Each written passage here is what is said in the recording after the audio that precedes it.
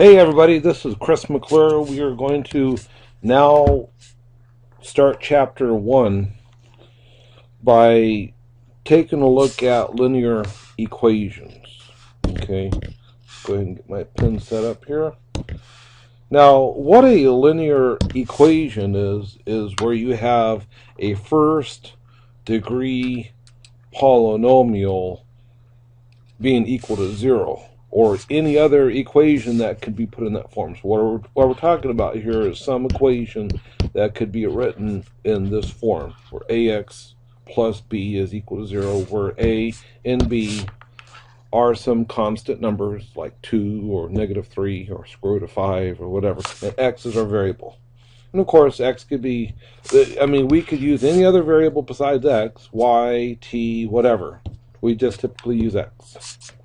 Okay, so when it comes to solving an algebraic equation, including a linear equation, you're going to have some expression on the left-hand side of the equation and some expression on the right-hand side of the equation, and we need to go through a sequence of steps to solve the equation. So what you see here are 5 procedures that you could potentially use to solve your linear equation.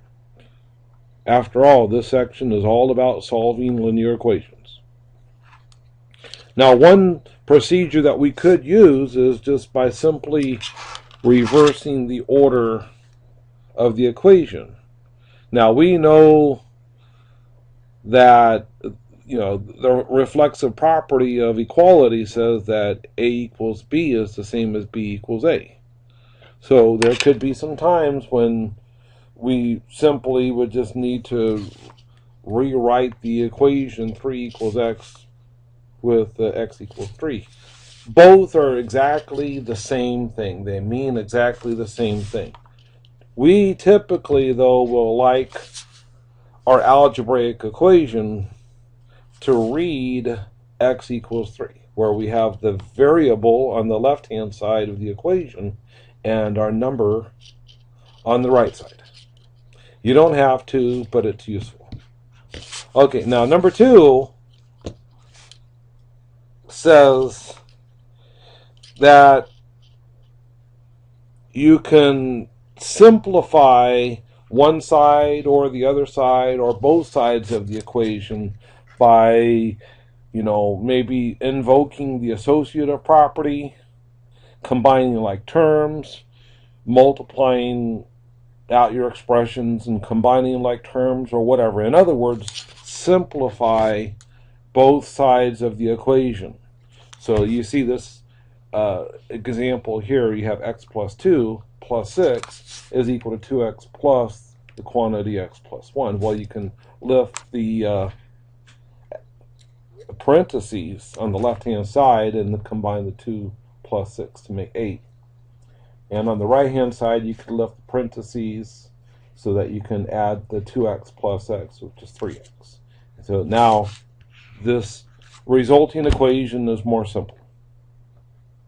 The third principle that you could use is that you could add or subtract the same quantity to both sides.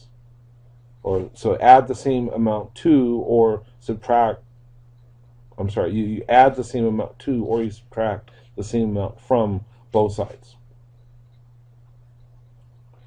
So if you have the equation 3x minus 5 equals 4, well, to get the x term by itself on the left-hand side, you can do the opposite of subtracting 5, which means you add 5. So you could add 5 to both sides of the equation.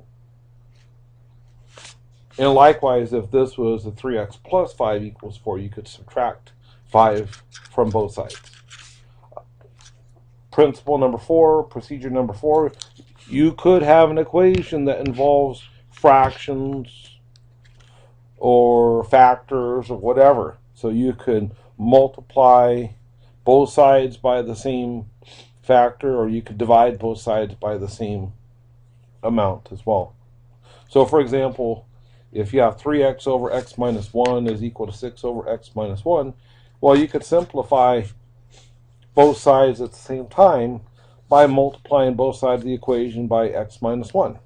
And that will kill off the denominators of both fractions simultaneously. Number 5, you can invoke the zero product property. That basically says is that if you have two numbers multiplied together and the result is equal to 0, that means that either one number or the other number has to be 0, or maybe both.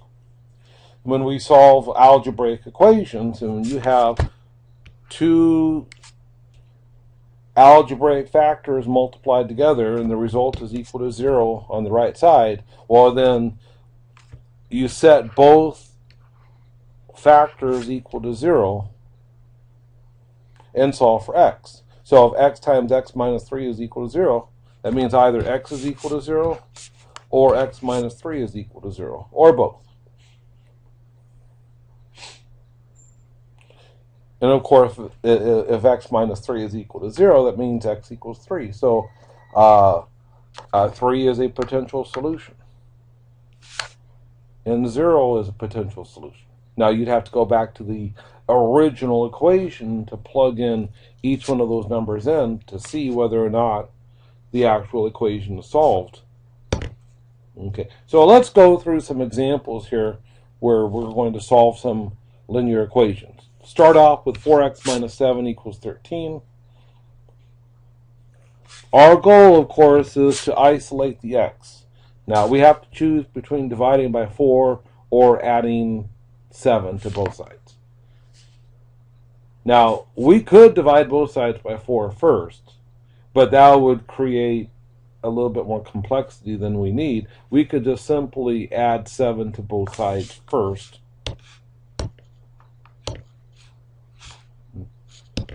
Okay, so let's do that. Let's add 7 to both sides. Adding the 7 will counteract the subtraction operation on the left-hand side. On the right-hand side, 13 plus 7 is 20.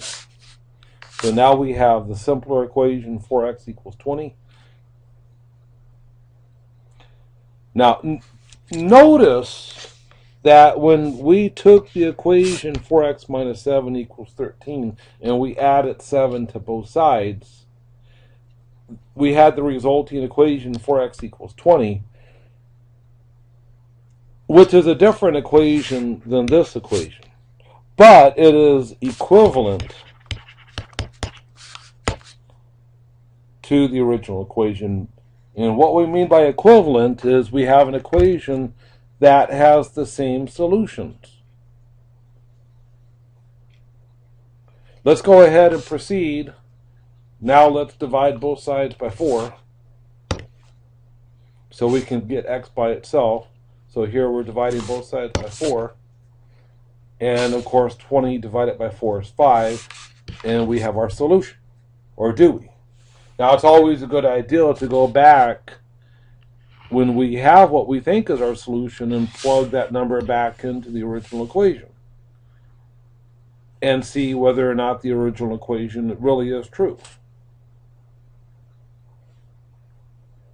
And indeed, 4 times 5 is 20, minus 7 is 13. So indeed, the equation really is solved for x equals 5. Okay? You probably have already seen that before. We're just kind of reviewing it. Here's our sequence of steps for solving your equation. Now, there are going to be some restrictions for some equations. So, for example, if you have an equation where you have a denominator involving an algebraic expression like this, well, there will be the restriction that x cannot be equal to 1 because you cannot divide by 0.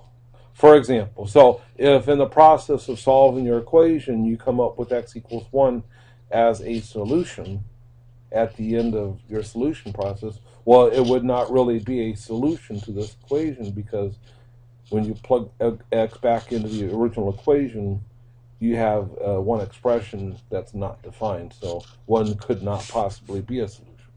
So that's why we go through and list our restrictions ahead of time. so that if it comes up on our potential list of solutions, we can eliminate it. Remember what the domain of the variable is?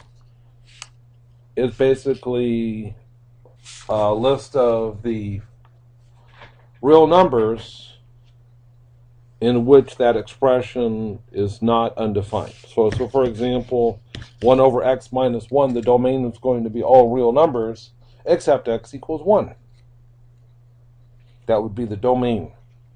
Step number 2 is to simplify the equation by going through and writing an equivalent equation by maybe adding or subtracting the same amount to both sides, multiplying or dividing by the same amount, and then you keep doing that sequence of steps until you get a simplified expression.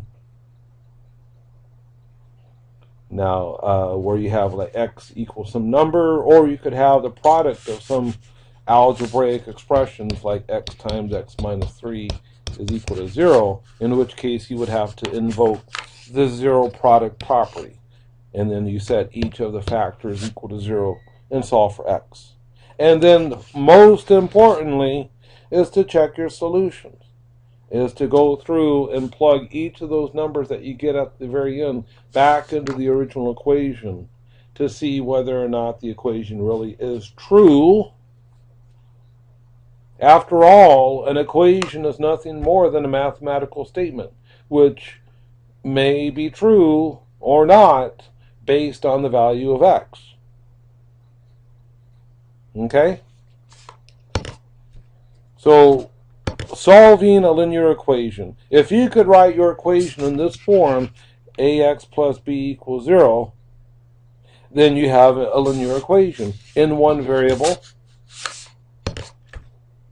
Let's go through and solve this equation now. Why is it linear? Well, you can immediately spot that it's linear because when you look at all the appearances of the variable x, you don't see any square roots or powers of any kind. You just see the one single power of x appearing wherever it is in the equation. There are only single powers of x. So that's why you have a linear equation. Okay, so the first step probably would be to clear out any fractions that you have. Now, as you look at the fractions on the left and right hand side, notice that you got a denominator of 3 on the left hand side, a denominator of 4 on the right. What is the least common multiple of those denominators? The answer is 12. So multiply both sides of the equation by 12. And when you do that, you'll end up with 4, because 12 times 1/3 is 4 times x minus 1. And don't forget to distribute the 12 to the minus 3, which will give you the minus 36 right here. And on the right-hand side, you have 12 times 1/4, which is 3, times the 3x plus 2. Now, of course, 3 times 12 is 36. You also can distribute the 4 through the parentheses, 4x minus 4 minus 36. On the right-hand side, you could distribute the 3, so you have 9x plus 6. And then you can combine the 4 and the 36 by subtraction. You have minus 4 minus 36, which is minus 40. Okay, like you see here. And then, now you want to get the x terms together on one side of the equation, and then coefficient, not the coefficient, but the constant terms together on the other side. So you could bring everything over to the right-hand side by adding 40 and subtracting 4x to both sides. And when you do that, you get negative 5x. Now, actually what we did here is we actually subtracted 9x from both sides. So we brought that guy over there. We brought the negative 40 over to the right-hand side. So you have now negative 5x equals 46. So we just basically did two operations all at once. Added 40, which would get rid of that one, and you brought the 9x over to the left. Okay, so now you have the equation negative 5x equals 46. Now then you divide both sides by negative 5 to get x by itself. So you have 46 over negative 5. Okay, and that is our solution. And we could check that as our potential solution by plugging it back into the original equation wherever you see x, and verify that the equation really is true when x is equal to negative 46/5. Okay? Well, I'll let you do that on your own. Here's another linear equation. Why is it linear? Because there's just a single power of x. Everywhere you see x appear, it's just a single power. But the solution process is the same. Now, in this case, you could subtract this number, 4 over 12.231, over to the right-hand side, and then you could divide both sides by 3.81. So that's what we're going to do. We're subtracting 4 over 12.231, and then dividing by 3.81, and this whole messy thing could be stuck in your calculator. Let's go ahead and do that. And I'm going to pull out my calculator here. So we have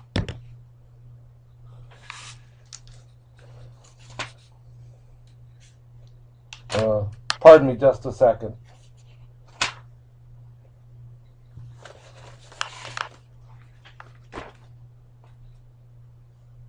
We have quantity 54.06 minus 2 divided by 17.931. Close parentheses, divided by 2.78. Enter. And that gives the answer of approximately 19.4. Of course, you can use as many decimal places as you want as appropriate to solve the problem. But a 19.4 would be a reasonable approximation to that answer, okay?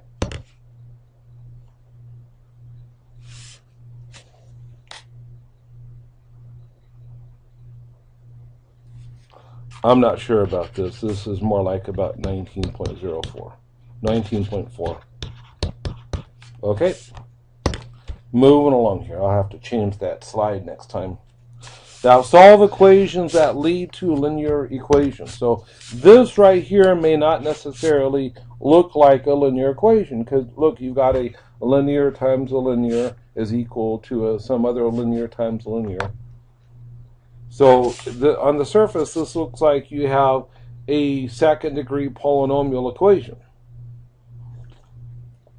But multiply out both sides. When you multiply out the 3x minus 1 times x plus 2, and you get 3x squared plus 5x minus 2. On the right-hand side, FOIL that out. X plus 3 times 3x minus 2. That gives you the 3x squared plus 7x minus 6. But notice that you have a 3x squared term that's common to both sides. And you subtract 3x squared from both sides, and you're left with 5x minus 2 is equal to 7x minus 6. Now, that's a linear equation. And we go through the normal sequence of steps. Maybe you could add 2 to both sides. So you have plus 2, negative 6 plus 2 is negative 4. And then you could maybe subtract 7x from both sides. 5x minus 7x is negative 2x. Divide both sides by negative 2 to get you x equals 2. Okay? And of course, you could plug 2 back into the original equation everywhere you see x. And indeed, you have what? 3 times 2 minus 1 is, well, 6 minus 1 is 5 times 2 plus 2 is 4. So you have 20 on the left-hand side. On the right-hand side, you have 2 plus 3 is 5. And 2 times 3, or 3 times 2 is 6 minus 2 is 4. And indeed, 20 is equal to 20. This really is the solution.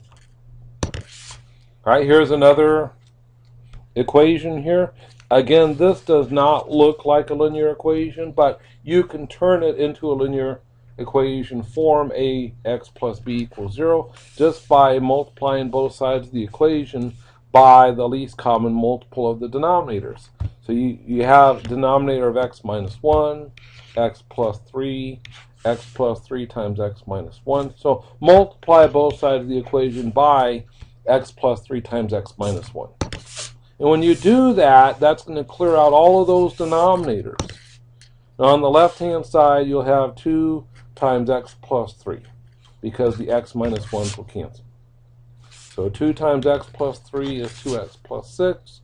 On the right-hand side, you'll have the x plus 3 times x minus 1 times the x plus, or times the 3 over x plus 3. So the x plus 3's will cancel, leaving you with 3 times x minus 1. Also, you'll have the x plus 3 times x minus 1 times the 1 over x plus 3 times x minus 1. So both of those factors will cancel, leaving you just with 1. And then, of course, you have your linear equation. So then, over here, you on the left-hand side, you still have your 2x plus 6, but you multiply and combine like terms on the right. You have 3x minus 3 plus 1. But negative 3 plus 1 is negative 2. And of course, you could subtract 6, from both sides. So you have negative 2 minus 6 is negative 8. And 2x minus 3x is negative x. Negative x is equal to negative 8. That means x is equal to 8. Okay? X equals 8. Now, be super careful when you have equations where you have algebraic expressions in the denominator, because sometimes in the solution process you come up with the number as a potential solution that would make a denominator equal to 0. Of course, you cannot divide by 0, so you would have to eliminate that as a potential solution. But in this case, you have x equals 8, and that's not one of the numbers that we would exclude. Here, x minus 1 is equal to 0 when x equals 1, and x plus 3 is equal to 0 when x is equal to negative 3. And those are the two values of x which could not be solutions. Does not include 8, and in fact, if we were to plug in 8 for x here, here, here, and here, you'd see that the equation really is true. I'll let you do that on your own. Here is another equation. Let's go through and solve it, but you can see right here, this is going to end up not having a solution. Now, let's use the same process that we did with the previous problem, the same technique, where we multiply both sides of the equation by, well, x minus 2 in this case, to kill off those denominators. And when you do that, you'll have a 3x plus 1 times x minus 2 on the left-hand side, and a 6 on the right-hand side, because these x minus 2 cancels. And then you go through and collect like terms. 4x plus x is, 3x plus x is 4x. And then add 2 to both sides. So you've got 4x equals 8. Divide both sides by 4. So you get x equals 2, right? There's your solution. Right? Uh-oh, but you plug that number back into the original equation. And, here it is. And when you do that, you get 2 minus 2 is equal to 0. You cannot divide by 0, either here or there. So you have to exclude 2 from the solution set. And you have no solution. All right, moving along here. All right, let's take a look at a couple of application problems. First has to do with this equation that gives the relationship between the degrees in Fahrenheit versus the degrees on the Celsius scale. And you can convert from Fahrenheit to Celsius. If you take your temperature in Fahrenheit, subtract 32, then multiply by 5/9, then you'll have your temperature in Celsius. Now let's suppose that we wanted to know what are the Fahrenheit temperatures corresponding to Celsius temperatures of -10, 0, and 40 degrees. Meaning in this equation here, you replace C by each one of these three numbers and solve for F. So what we could do is we could take this equation relating C and F and actually solve for F in terms of C. Maybe we can multiply both sides of the equation by 9. Maybe we could distribute the 5 through the parentheses on the right hand side, so you have 5F minus 160. Add the 160 to both sides, that you see there. Maybe divide both sides by 5, and 160 divided by 5 is 32. You have 9/5 C plus 32. So this tells us that if you know your temperature in Celsius, then you can multiply by 9/5 and then add 32 to get your temperature in Fahrenheit. Now, if we want to know what is the degrees in Fahrenheit if the Celsius temperature is -10, we'll replace C by -10. Okay, plug in -10 for C. So you have 9/5 times -10 plus 32. And that works out to be 14. So when it's 10 degrees below 0 Celsius, that corresponds to 14 degrees positive, right? For positive 14 degrees Fahrenheit. Now, we, Americans sometimes get a little bit confused when we're dealing with Celsius, especially when we're in that zone that's below freezing, meaning below 32 degrees Fahrenheit, but above 0 Fahrenheit. Well, when we're below 0 Fahrenheit, the Celsius temperature is below 0. Okay? Anyway, so when it's -10 degrees Celsius, that is 14 degrees above 0 Fahrenheit.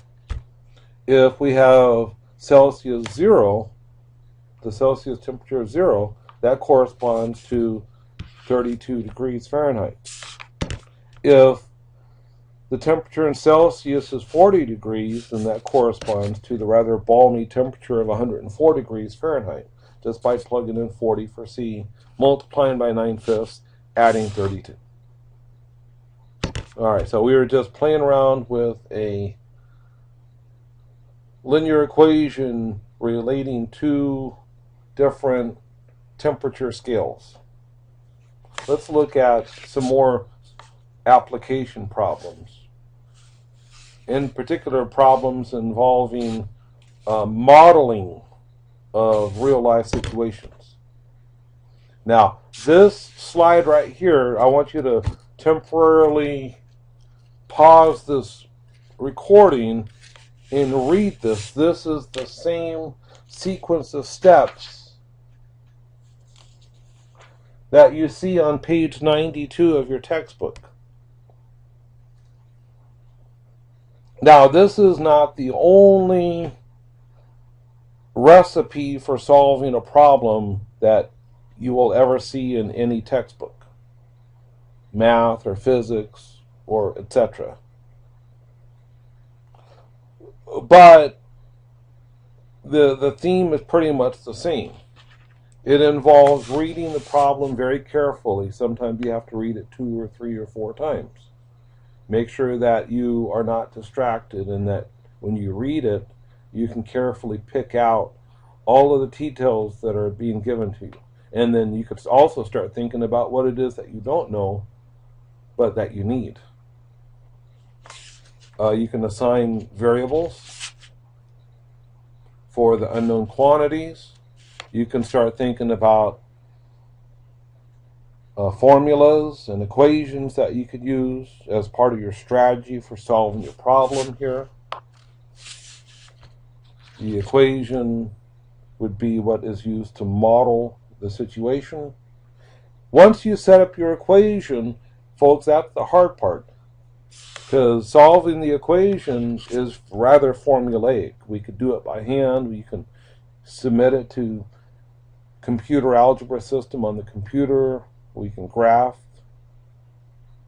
the function and so forth.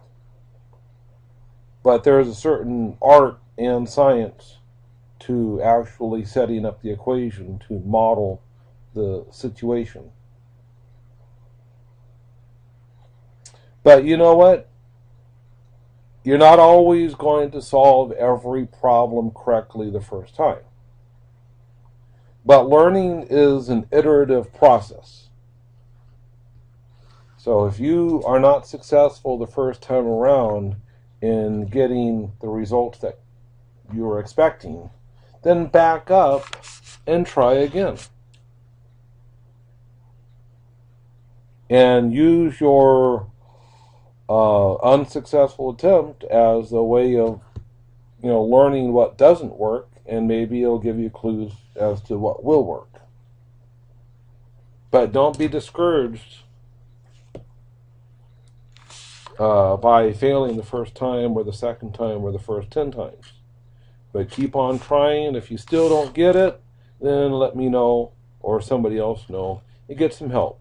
Maybe a friend, a co-worker, fellow student, or me or anyone else can give you a hint as to a better way to proceed. And that goes with pretty much any problem in life as well. Let's take a look at an example here. This corresponds to example 8 on page 92. It's a nice application problem. Suppose that we have $16,000 and we are going to invest it between stocks and bonds. So we can, let some variable equal to the amount that is invested in stocks. Okay. Now we're told if the amount invested in bonds is 1/4 that invested in stocks, how much is invested in each category? All right, so this is slightly different problem exactly than what's stated in example 8. In example 8 they say 1/2, but in this problem it's 1/4. Otherwise it's the same problem. Now remember what step 1 is in our problem solving system. Read the problem carefully. We know that however much that we have in stocks and however much that we have in bonds together is equal to 16,000. So if I know how much we have in stocks, namely X, then 16,000 minus X will be how much we have in bonds. Also, we're told that the amount invested in bonds is 1/4 that invested in stocks. So now that we totally understand what the situation is, we can explicitly state what it is that we're doing with this problem. We are being asked to find the amount of two investments, the amount that we invest in stocks and the amount that we invest in bonds, the total of which will make $16,000. We will assign a letter, and if I've already done that. Let X be equal to the amount of that's in stocks. But you could just as well use S for stocks, or you can, if you don't like stocks, you can let B be equal to the amount for bonds. This is just one way of doing it. So we're going to let X equal the amount invested in stocks, and then 16,000 minus X will be the amount that we invest in bonds. All right, now let's go ahead and write our model. X is the amount that we have in stocks. 16,000 minus X is the amount that we have in bonds.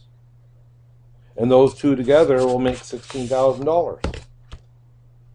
And then we can go ahead and write our equation that says the amount that we invest in bonds, which is 16,000 minus X, is going to be 1/4 of the amount that we invested in stocks. So in other words, we have the algebraic equation 16,000 minus X is equal to 1/4 X. And once you write this equation, then you could solve it using the techniques of equations solutions. So 16,000 minus X is equal to 1/4 X. Maybe, maybe we'll add X to both sides of the equation. X plus 1/4 X is 5/4 X. And then you can multiply both sides of the equation by the reciprocal of 5/4, which is 4/5. And of course, 4/5 times 5/4 is just 1 on the right-hand side. On the left-hand side, 4/5 times 16,000. Well, look, you can take 16,000, divide it by 5, and then multiply by 4, or vice versa, and the result is 32,000. So that means that the amount that we have invested in stocks is what?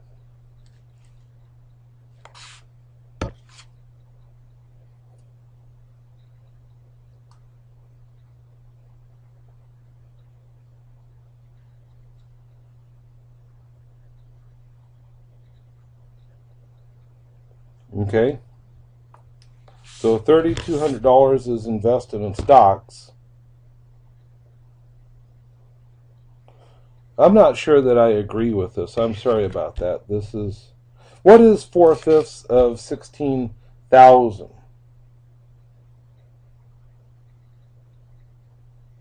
Let's go ahead and do this. I'm sorry about this slide, but you know what? We could solve this. So what's 4/5 of 16,000? So 4/5 times 16,000 is equal to 12,800. Aha. So we need to, sorry about that. Let's erase this. So what did we have here? 12,800, huh? That's what the amount of invested in bonds is, huh?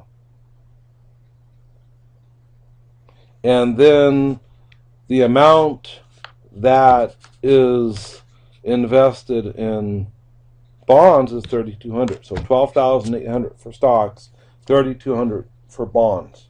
And those two together will make up 16,000. So sorry about that mistake on my slide here. So that's okay. We can recover from that. So when we fix that, that's for stocks here. This right here is bonds. Okay?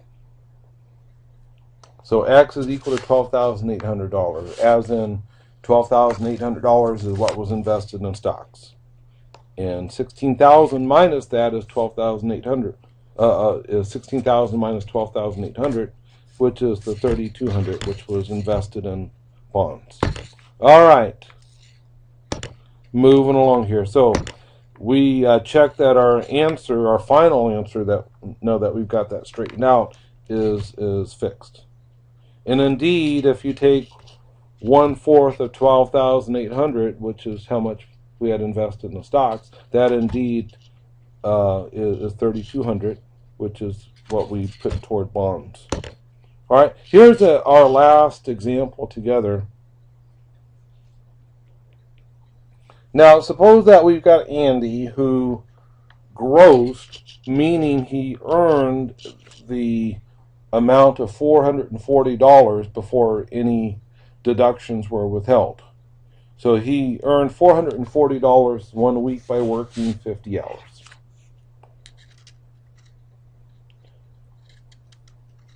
Now, the typical worker will work 40 hours beyond which he or she will be making time and a half. So we want to know what is his normal hourly wage. So we can, oh boy. So let's restart PowerPoint real quick. But while we're doing that, we can think about what is the sequence of problem-solving steps.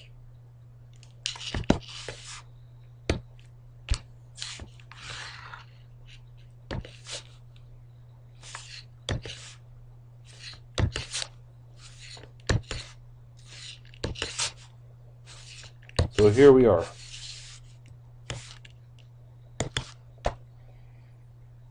Okay.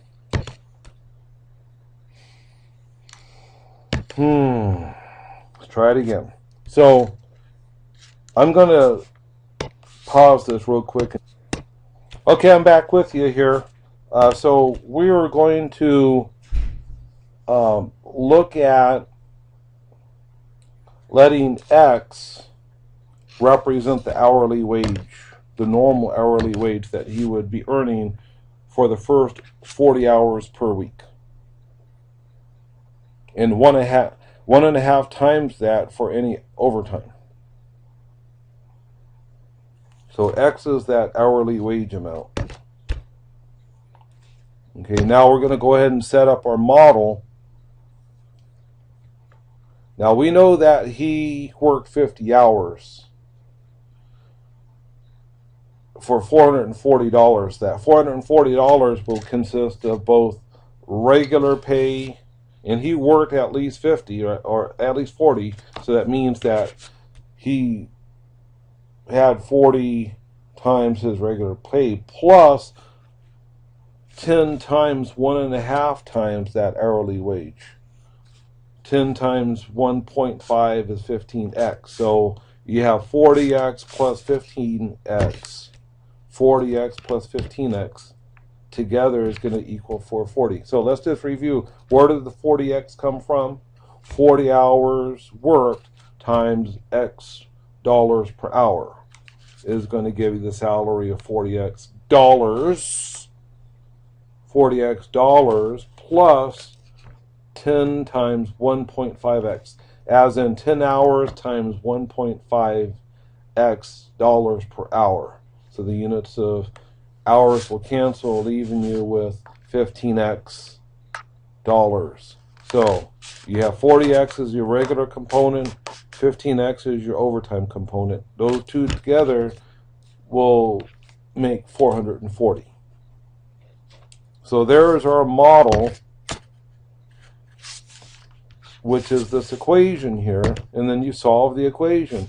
40x plus 15x is equal to 55x. Then divide both sides by 55. 440 divided by 55 is 8. As in, what? How do you interpret that 8? Is it dollars? Is it time? What? How do you interpret that 8? Well, you can interpret that $8 per hour is Andy's regular wage. And his overtime wage is $12 per hour, which is 1.5 of 8. Okay? So make sure that you double check that answer to see that it is reasonable. Now, so if we're saying that $8 per hour is his regular wage, then 40 times 8 is 320 is what he would have made for 40 hours a week. But he then earned some overtime, right? He worked 10 hours overtime. And if you take 1.5 times 8, you get 12. And 10 times 12 is 120. And you add 320 plus 120, you get 440. And that's exactly what his gross was. So we have our solution. And our solution is $8 per hour. All right. So that's it. And we have gone through the steps of solving our linear equation. and our steps for solving an application sort of problem. Okay? So, minus the hiccups, I think that we did okay in solving linear equations. Now, linear equations is more than just a collection of numbers and letters and an equation sign. They actually represent some sort of real-life application, meaning a problem that we need to solve. So you saw a couple of useful applications. Okay? So when we come back together next lecture tomorrow, we'll look at quadratic equations, which are equations involving second-degree polynomial. Okay? So I'll see you then. Take care, folks.